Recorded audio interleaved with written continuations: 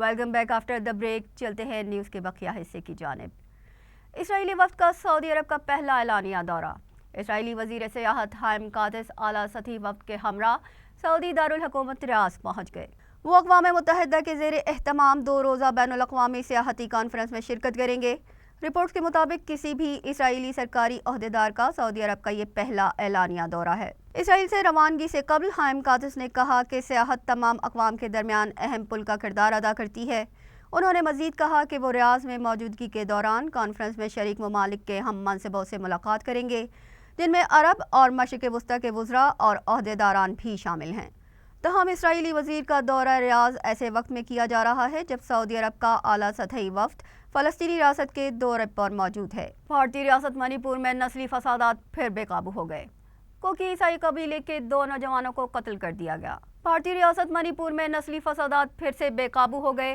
कोकी ईसाई कबीले के 2 नौजवानों को कत्ल कर दिया गया। भारतीय हुकूमत ने एक जानिब सिखों के खिलाफ महाज खोल रखा है तो दूसरी तरफ रियासत मणिपुर में आबाद ईसाइयों को भी नस्ली तासुब की भेंट चढ़ाया जा रहा है। रियासत में एक मरतबा फिर नस्ली फसादात फूट पड़े। दारुल हुकूमत इम्फाल में कोकी कबीले से ताल्लुक़ रखने वाले 2 ईसाई नौजवानों को अगवा किया गया, फिर उनकी तशद्दुद-ज़दा लाशों को पहाड़ी इलाकों में फेंक दिया गया।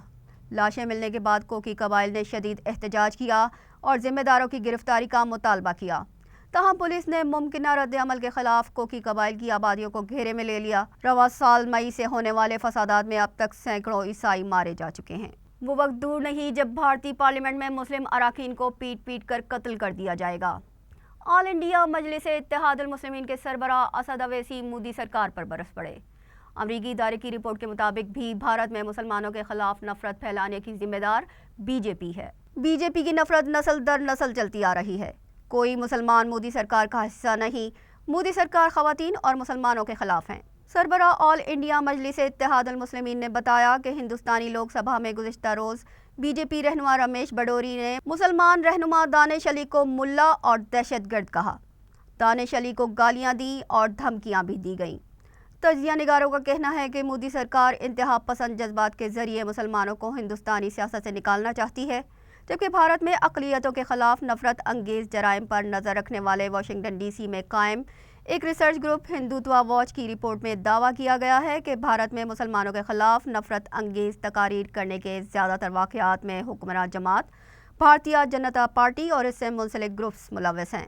ये रिपोर्ट भारत में होने वाले 255 ऐसे वाक़यात पर मुश्तमिल है जिसमें मुसलमानों को निशाना बनाते हुए नफरत अंगेज़ तकारीर की गई और इनमें से तकरीबन 80% वाक़यात भारत की उन रियासतों या इलाकों में पेश आए जहाँ वज़ीर आज़म नरेंद्र मोदी की जमात बीजेपी की हुकूमत है। कैनेडियन वज़ीर ख़ारजा का स्पीकर पार्लियामान से नाज़ी फ़ौजी की तारीफ़ करने पर मुस्तफ़ी होने का मुतालबा।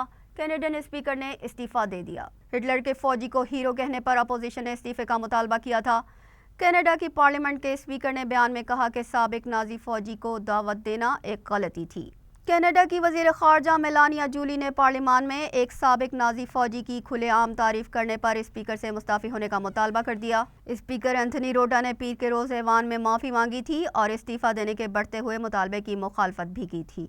यूक्रेन के सदर ज़ेलेंस्की के दौरे के मौके पर स्पीकर एंथनी रोटा ने एक साबिक फ़ौजी को जंगी हीरो करार दे दिया था। जनूबी कोरिया, चीन और जापान की सीनियर सिफारतकारों की सियोल में मुलाकात। आला सतही मुज़ाकरात और सरबराही इजलास को जल्द शुरू करने पर इत्तफाक हो गया। जनूबी कोरिया के वज़ारत ख़ारजा के मुताबिक वज़राए ख़ारजा 1-2 माह में मुलाकात करेंगे, जबकि तर्जुमान चीनी वज़ारत ख़ारजा का कहना है कि बाहमी ताउन तीनों फरीकों के मुश्तरका मफादात में है। जापान के आला हुकूमती तर्जुमान का कहना है कि हमारा मुल्क सहफरीकी सरबराह मुलाकातों की बहाली के बारे में चीन और जनूबी कोरिया के साथ अमली सतह के मुज़ाकरात के इनेकाद का इरादा रखता है।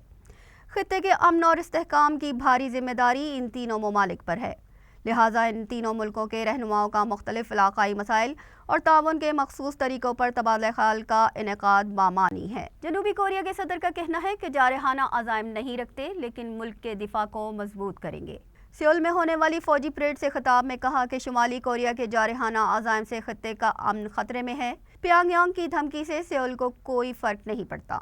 इत्तेहादियों के साथ मिलकर दिफाई निज़ाम को मजबूत और मुस्तहकम कर रहे हैं। ये फ़ौजी परेड उन लोगों के लिए वाज़ेह पैगाम है जो खत्ते का अमन बर्बाद करना चाहते हैं। जनूबी कोरिया के दारुल हुकूमत सियोल में होने वाले परेड में बैलिस्टिक मिसाइल, टैंक्स और जदीद हथियारों की नुमाइश की गई। परेड में हज़ारों फ़ौजी शरीक थे। یوکرین نے پانی کے اندر خود کش حملہ کرنے والا ڈرون متعارف کروا دیا ہے۔ مریشکا نامی روبوٹ کی لمبائی 6 میٹر اور رینج 1000 کلومیٹر ہے۔ روبوٹ میں نقل و حمل سے لے کر جاسوسی تک سارے مشن سر انجام دینے کی صلاحیت ہے۔ ضرورت پڑنے پر دھماکہ خیز مواد کے ساتھ خود کو بلاسٹ بھی کر سکتا ہے۔ یوکرینی میڈیا کے مطابق مریشکا کو روسی انفراسٹرکچر تباہ کرنے اور اداروں کے خلاف خودکش کارروائیوں کے لیے استعمال کیا جا سکتا ہے۔ سیاحت کا عالمی دن آج منایا جا رہا ہے۔ پاکستان دنیا بھر کے سیاحوں کو اپنی طرف کھینچنے کی صلاحیتوں سے مالا مال ہے۔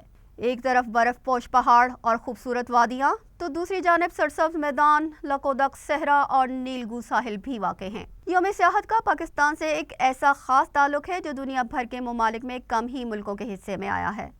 پاکستان دنیا بھر کے فطرت پسند لوگوں کو مقناطیس کی طرح کھینچتا ہے۔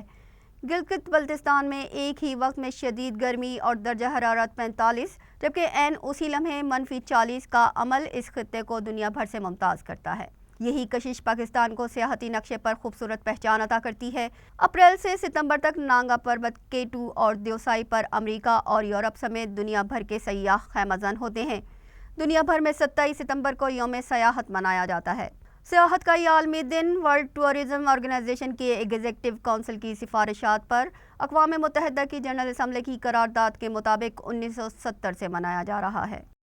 قومی ٹیم بھارت میں منعقدہ ICC men's cricket world cup میں شرکت کے لیے براستہ دبئی بھارت روانہ ہو گئی۔ قومی ٹیم 9 گھنٹے دبئی میں قیام کے بعد آج رات 8 بجے حیدرآباد دکن پہنچے گی۔ بھارتی شہر حیدرآباد پہنچنے پر ایک روز آرام کے بعد قومی ٹیم اگلے دن ٹریننگ سیشن میں حصہ لے گی۔ پاکستان اپنا پہلا وارم اپ میچ 29 ستمبر کو نیوزی لینڈ کے خلاف کھیلے گا جبکہ دوسرا وارم اپ میچ 3 اکتوبر کو آسٹریلیا کے خلاف کھیلا جائے گا۔ قومی ٹیم ورلڈ کپ میں 6 اکتوبر کو نیدرلینڈ کے خلاف پہلا میچ کھیلے گی۔ ICC کرکٹ ورلڈ کپ میں شرکت کے لیے بھارت روانگی سے قبل قومی ٹیم کے کپتان بابر اعظم نے میڈیا سے گفتگو کرتے ہوئے کہا کہ ایشیا کپ میں ٹیم توقعات کے مطابق پرفارم نہیں کر سکی لیکن ورلڈ کپ میں ٹیم الگ روپ میں نظر آئے گی۔ اس کے ساتھ ہی نیوز بلیٹن اپنے اختتام کو پہنچا۔ ہمیں دیجیے اجازت۔ اللہ نگہبان۔